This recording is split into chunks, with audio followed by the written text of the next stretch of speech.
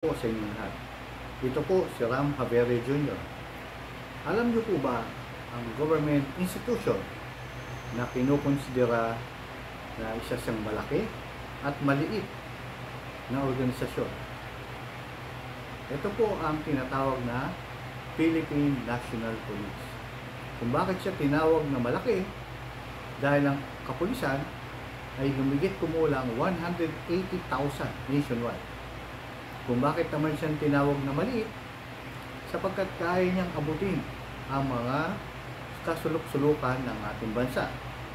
Yan, siya po yung nag-isa. Ang mga barangay, kaya niyang nabupunta yung mga kasulok-sulukan, pero isa lang siyang maliit na unit. Okay. Ngayon, ang kapulisan ay ano ba ang nararamdaman ng taong bayan? Para maramdaman ng taong bayan niya sa dami ng ginagawa ng mga agenda natin sa PNP, ang nararamdaman ng taong bayan ay ang police visibility, effective police investigation, at yung police community relation. Yan po ang mga serbisyo ng PNP na mararamdaman ng taong bayan para sabihin na effective ang ating kapulisan. Yung iba kasing mga activities niya, internal o iba pa. Subukan natin ang patrol duties o ang ating police visibility. Nung unang na-assign ako na chief of police, dinatag ko mga kapulisan. Kasi ang mga kapulisan ay nasa istasyon na nagkukumpulan. Kaya ang tawag ko sa kanila nung araw, ano kayo, ubas? So, dineploy ko sila sa mga strategic location na ako nag-determine. So, yung nakita yon ng aking local government na mayor, ang unang reaksyon niya, may pulis pala tayo. Yan. Ngayon, itong mga kapulisan, tumatakas-takas, may insidente ako na meron pang binaril na malapit do sa post. So, tinanong ko, may post tayo doon. Bakit? Ano nangyari doon? Nalaman ko na tumakas yung naka-duty. So, pinag-explain ko, as due process, siyempre, siyempre, lumalabas, hindi nila mapatunay, taga tumakas sila. Pero due process, nagte-take time bago mapinanahan kung sila yung kamali. So, nangyari sa kanila, sumasusunod, kasi ang kaso ligay ko, abandoning post, resulting to homicide. Hindi namatay dahil sa pag-abandon niya.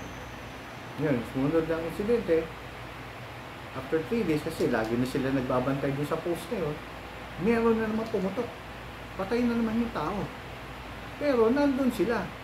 Kaya nangyari, nagulat yung suspect. Nahuli, may baril. At yung namatay na biktima.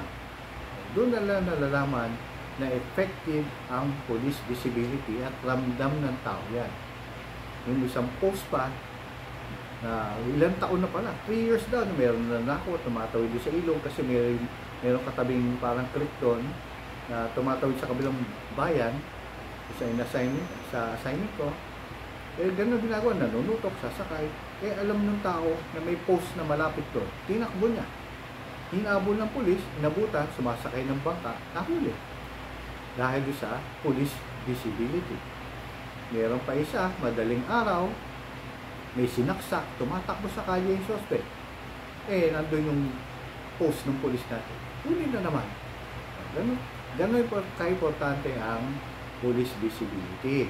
Kailangan ng mga pulis natin nakalatag for prevention. Kasi dalawa po yan, prevention and investigation. Kaya sabi ko, huwag muna natin i-take up yung PCR. Doon muna tayo sa dalawa. So kung nakalatag ang mga pulis natin, at sila ay aware sa mga paligid nila, yung mga tao, kampante, kasi meron sila matatawag na kapulisan. At yung susunod na assignment ko, na ganoon na naman ang aking pinuntahan, linatag ko na naman. Meron din mga insidente at mga abandoning din.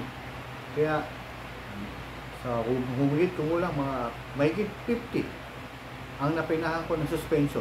Tanggal ko yung mga bonus sa mga pulis na Kawawa naman, pero wala akong magawa. Hindi kayo sumusunod sa instruction ko Nag-abandon kayo ng post.